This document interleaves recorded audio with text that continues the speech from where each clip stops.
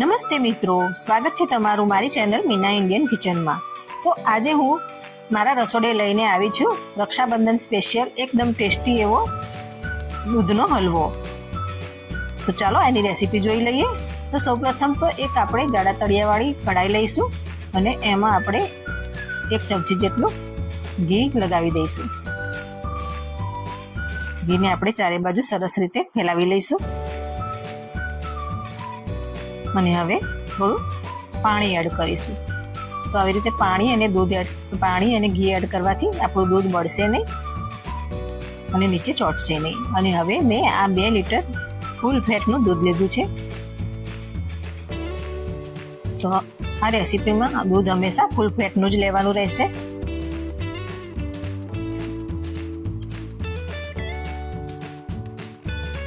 તો આ હલવો ઘરે સરસ તૈયાર થાય છે। થોડી મહેનત લાગે છે પણ ખૂબ સરસ બનીને તૈયાર થાય છે। અને હવે આપણે સાથે સાથે દૂધમાં ખાંડ એડ કરી લઈશું।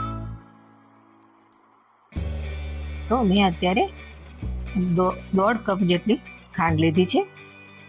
વજનમાં જોઈએ તો 200 થી 250 ગ્રામ જેટલી છે। અને હવે ખાંડને બરાબર મિક્સ કરીશું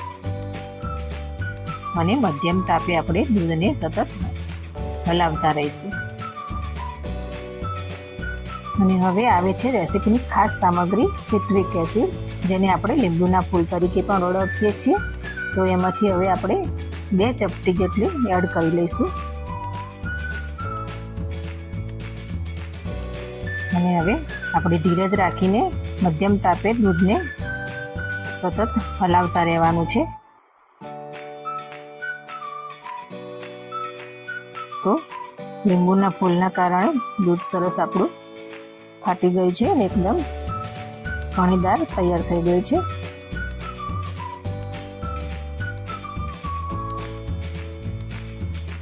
તો સરસ કણીઓ પડી ગઈ છે અને હવે આપણું પાણી પણ ખાસું એવું બળી ગયું છે। હજુ પણ આપણે પાણી બાળવાની જરૂર છે। હવે ગેસનો તાપ આપણે ધીરો કરી દઈશું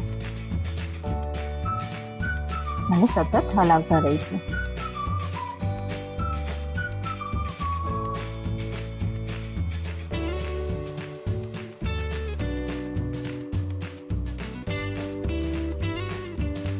બસ આ રેસીપીમાં તમારે થોડી ધીરજ રાખવાની જરૂર છે।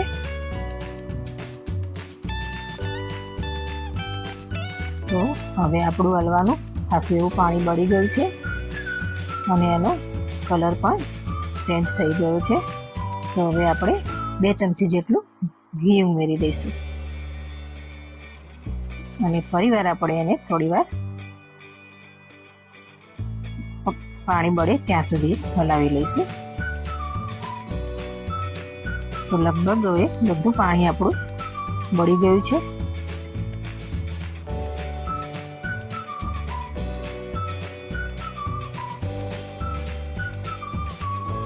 તો અહીંયા હવે આપણે ગેસ બંધ કરી લઈશું અને હવે મેં આ સ્ટીલનો ડબ્બો લીધો છે, એમાં થોડું ઘી લગાવી લઈશ અને હવે હલવો આપણે એમાં લઈ લઈશું।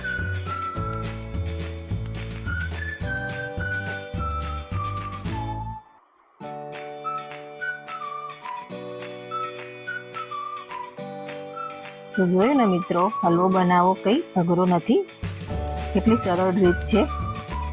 અને હવે આપણે હલવાને સરસ રીતે દબાવી લઈશું ને હવે જાડા કપડામાં આપણે ડબ્બાને બંધ કરીને વીંટાળીને મૂકીશું 3 થી 4 કલાક માટે। તો તૈયાર છે મિત્રો દૂધનો હલવો। તો મિત્રો, મારી રેસીપી પસંદ આવી હોય તો વિડીયોને લાઈક કરજો, પરિવાર અને મિત્રો સાથે શેર કરજો અને ચેનલને સબસ્ક્રાઈબ કરવાનું ભૂલતા નહીં। ચાલો ફરી મળીશું આવી રેસીપી સાથે। હેપી રક્ષાબંધન, આવજો।